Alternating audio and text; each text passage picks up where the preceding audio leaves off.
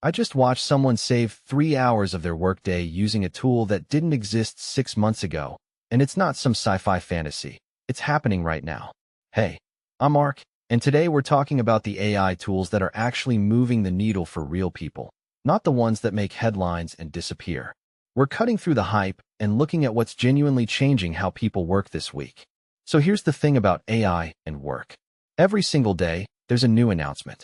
New model, new feature, new startup raising $100 million. But most of those tools, they sit in someone's browser tab and never get touched again.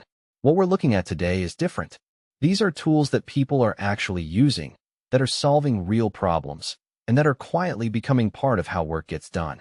Let's start with something that's been blowing up in content teams. AI-powered video editing. Now, you might think, ARC, video editing AI has been around for years. You're right. But what's changed is the speed and the accuracy.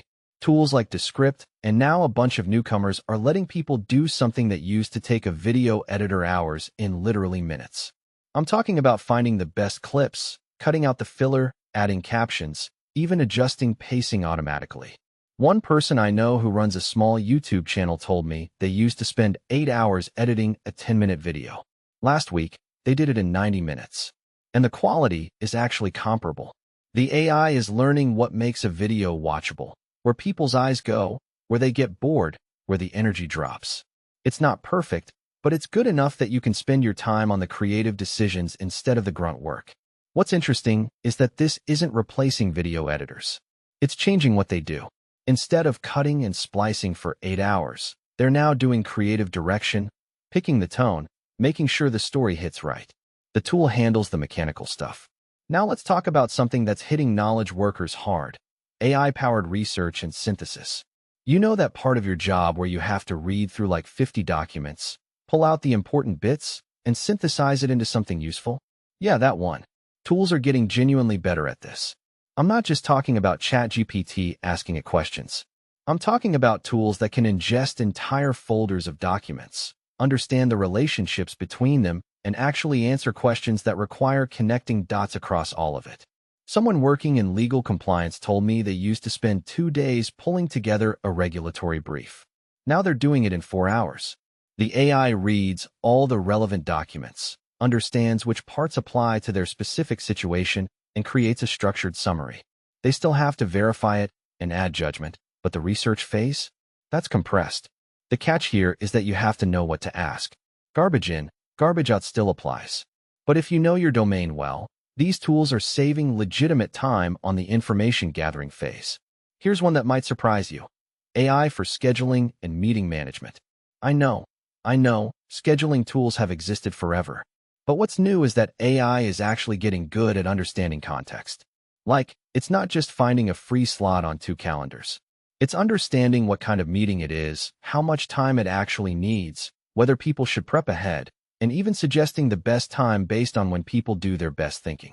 A project manager I talked to said her team cut their meeting overhead by about 20% just by letting an AI handle the scheduling logic.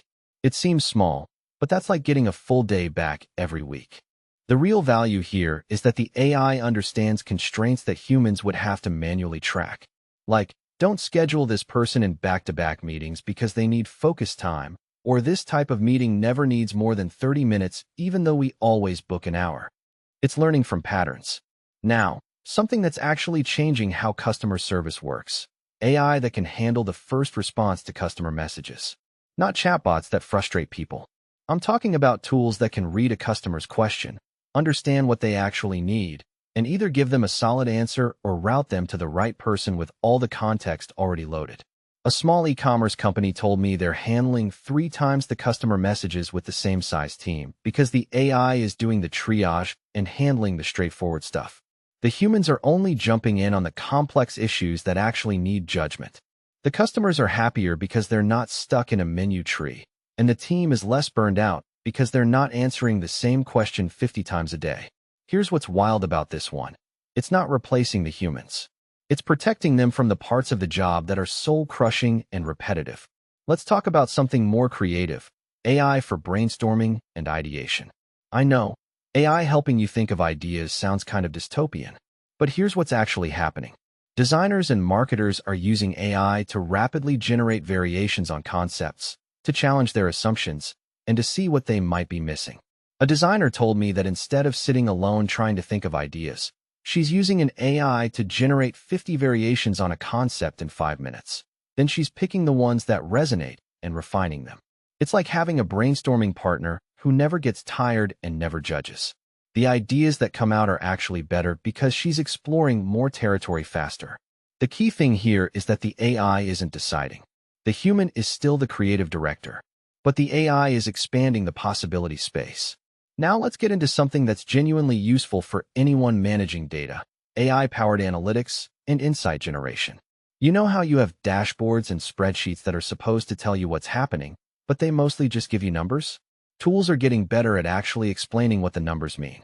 Like, an AI can look at your sales data and notice that conversion dropped on Tuesdays for a specific segment, and it'll flag that as weird and worth investigating. A small marketing team told me they found a pricing issue they'd been bleeding money on for months because the AI noticed an anomaly they would never have spotted manually. It was costing them about $1,000 a day. They fixed it because the AI did the pattern recognition. What's happening here is that the AI is doing the tedious work of looking at everything and flagging what's worth human attention. And here's one that's quieter but affecting a lot of people: AI for writing and editing. Not AI that writes your emails for you, but AI that helps you write better. Grammar, tone, clarity, structure.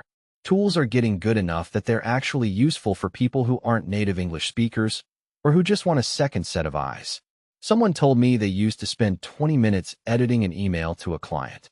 Now they write it, run it through an AI editor, and it's done in 5 minutes. The AI catches tone issues, suggests better word choices, and makes sure you don't sound robotic. The thing about all of these tools is that they're not magic. They're not doing the thinking for you. What they're doing is handling the parts of work that are mechanical, time-consuming, or require pattern recognition at scale. They're compressing the stuff that doesn't require judgment and leaving you time for the stuff that does. So what's the actual takeaway here? AI is changing work right now, but not in the dramatic way that headlines suggest. It's not robots taking over. It's more like having a really smart intern who's great at research and editing and pattern spotting, but who can't make decisions. That intern is compressing the time you spend on grunt work, which means you have more time for the thinking, the creating, the strategizing, the stuff that actually matters. The people winning right now aren't the ones waiting for AI to become perfect. They're the ones treating it as a tool to handle the mechanical stuff so they can focus on what only they can do. And that's actually a pretty good deal. If you want to stay on top of what's actually changing in AI and tech, not just the hype cycle, hit that subscribe button. We break down the real stuff every week. Thanks for hanging out, and I'll see you in the next one.